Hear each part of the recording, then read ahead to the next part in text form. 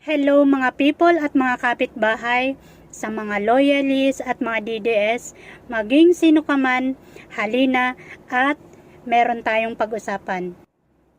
Pakinggan muna natin itong press briefing ni Sara Lustay. Well, it remains to be seen if the bloodless drug war will be successful, no? So, let us judge that bloodless drug war by the end of this term, kung successful siya o hindi. Last two questions. Jen. Kung magandang ko sa sinabi ni PBBM, ay yesterday kasi kasama siya dun sa mga isla, tulong siya siya, and iniyak po na mga kalabas yun sa format, and then rin sa siya sa Hindi ko lang, ma'am, trabaho ba ng presidente ang sirain ng ebidensya? Hindi yan trabaho Hindi trabaho ng presidente ang mag-photo op sa nahuli na drugs at mag-photo op sa pagsira ng nahuli na drugs.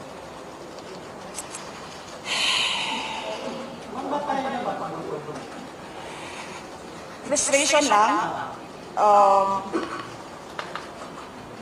Frustrated sa ginagawa ng administration. Kasi hindi ito yung maganda sa papel, maganda sa picture, hindi ganun eh.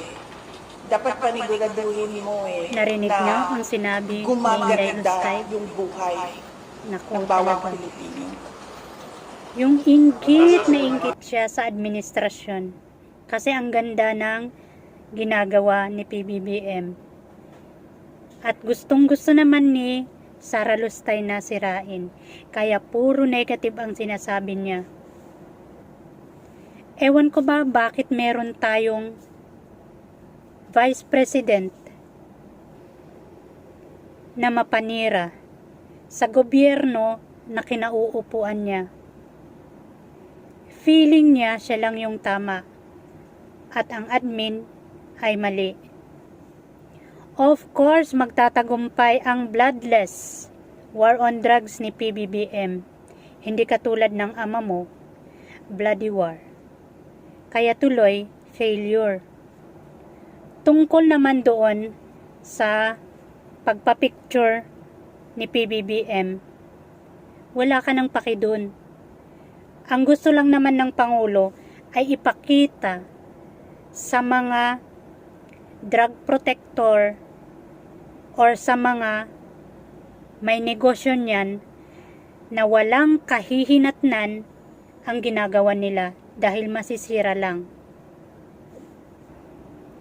Kailangan pa bang maging trabaho para gawin? Ang Pangulo napaka hands-on.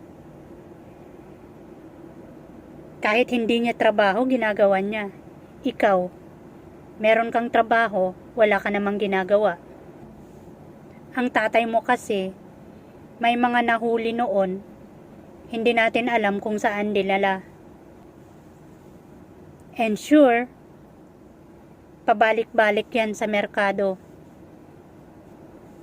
Huhuliin ko no, pero ibabalik din sa market. Nasasayangan ka ba, Sara, sa sinira ni PBBM na droga? Ang sarap mong tirisin. Ang sarap mong kurutin sa singit. Kung makapagsalita ka ng bobo, parang hindi ka bobo. May pinag-aralan ka ba? Attorney ka pa naman yan. Ako wala akong nakita na ginawa mo, kundi puro panira. Laging travel, para kang si Dora the Explorer. Lagi kang nakahawak ng magtrabaho ka na lang kaya, Sara.